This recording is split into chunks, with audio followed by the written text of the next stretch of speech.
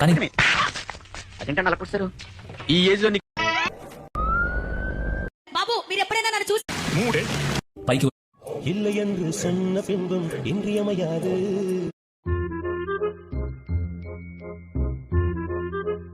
தொல்லை தந்த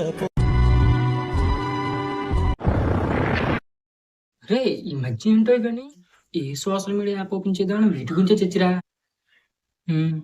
వీటి గురించి ఏది చూపించు.